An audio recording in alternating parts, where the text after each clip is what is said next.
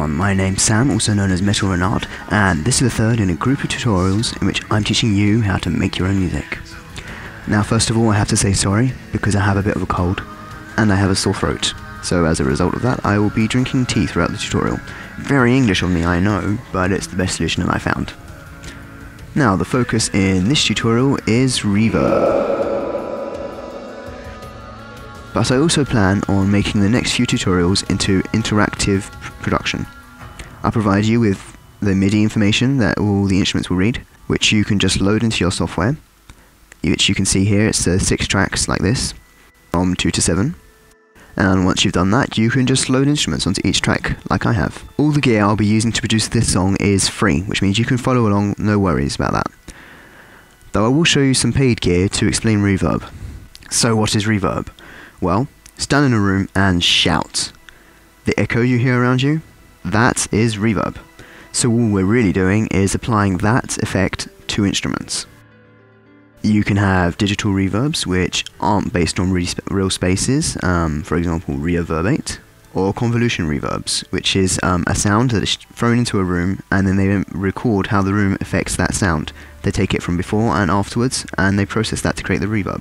An example of this is Reflector by Native Instruments.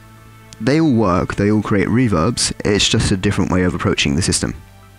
But like I said, I won't be using stuff I paid for, so which means guitar rig?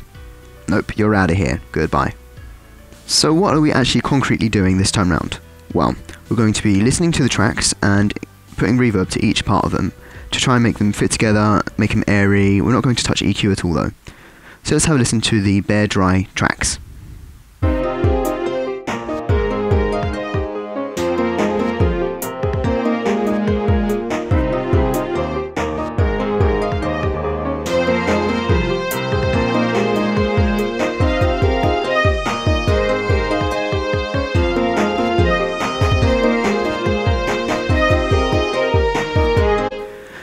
Right, so first of all I want to work on the piano. Piano is among the top 5 instruments I would say, along with guitar, vocals and violin. Oh, tea break.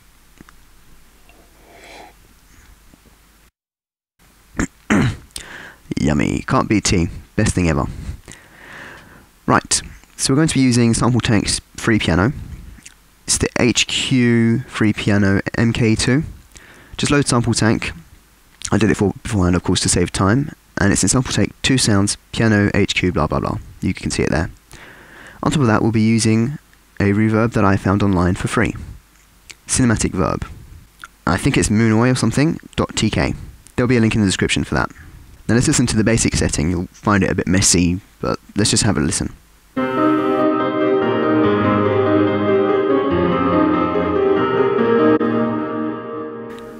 Now that's very cool if you want to create a kind of atmospheric effect, but now we're working musically, so we're not trying to do that kind of thing. We're going to take the decay right down, which is how long it takes for the reverb to stop. We're going to take that right down. Let's have a listen. And now we're going to increase size.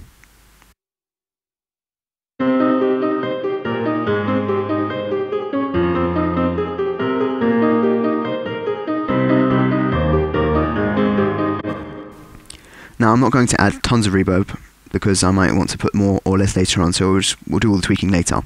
Now let's have a look at the strings. Let's have a listen.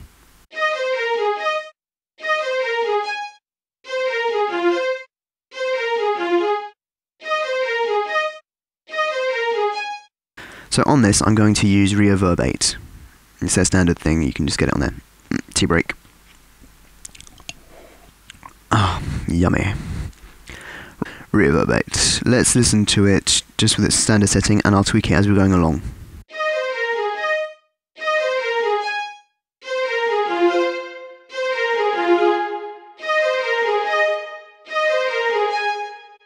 Right, so that sounds quite nice. Of course, don't expect very realistic results with free gear, but we're trying to get as close as we can to professional quality. And there was another string section down here, wasn't there? Right, that one. Let's add the same reverb, just copy and paste. It's the same software, and so we want them to sound like the same in the same space, in the same room. Let's listen to them together.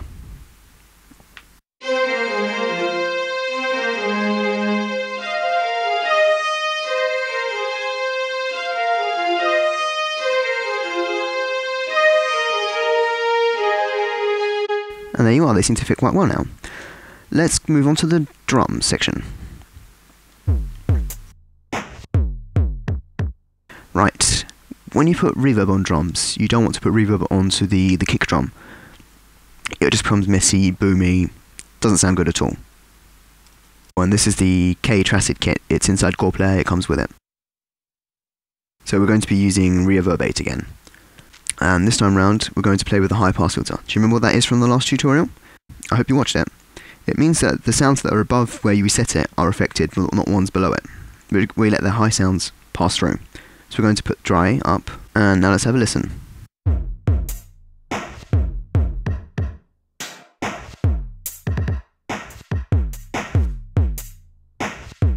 So as you can hear, I preferred it at around 1700 Hz. We got rid of the boominess from the low end, and we could hear it still on the high end. Now we're going to increase the room size.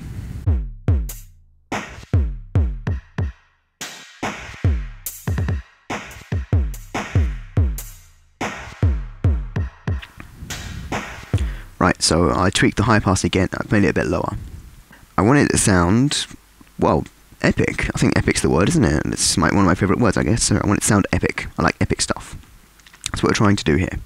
You could play around with dampening, but we're not going to now, we're just trying to keep it simple. So let's listen to that in context with other instruments.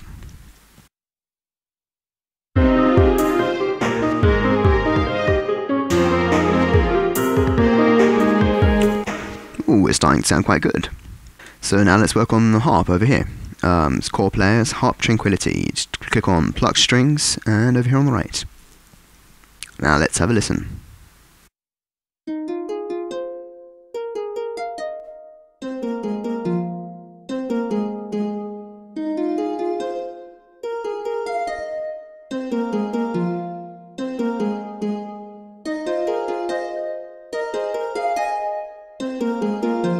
Okay, now let's have a listen to the French horns.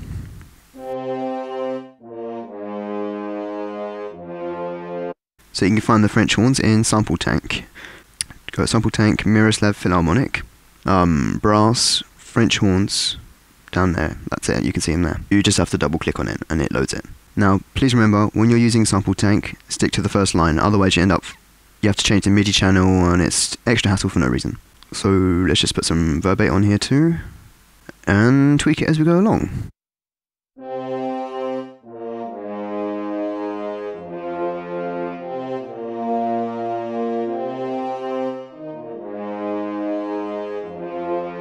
So as you can see, for this particular track, I seem to be sticking between 83 and 86. That will change depending on tracks. For example, if you take guitars, I used to use it at around 75. Just depends on the track you're doing. This one I feel needs quite a lot of reverb, which is why it's quite high. And notice that I didn't tweak the high pass on the French horns. I personally feel that they don't need it. I think they seem fine like that. So what's wet and dry when we're talking about reverb? If you noticed, I'm putting dry to 0 and wet to -3.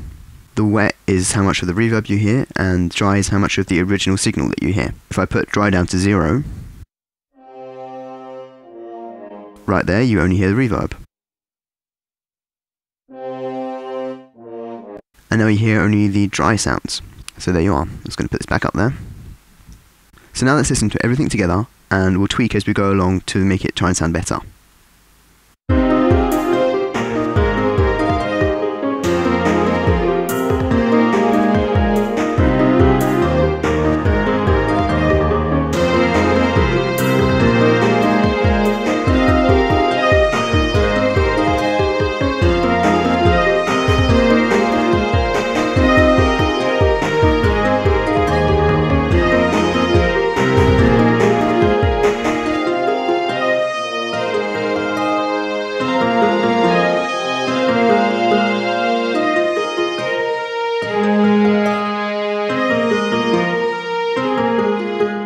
And there we are, that's it for this tutorial.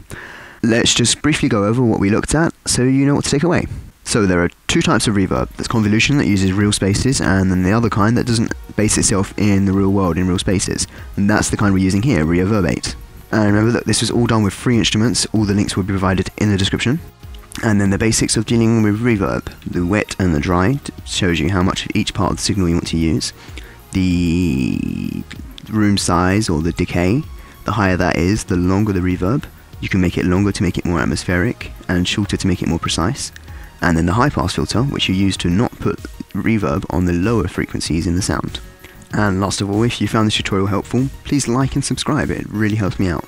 You can also tell your friends about what I do. If somebody wants to make some music, tell them about my tutorials, and if somebody's into epic music, then tell them to check out my music.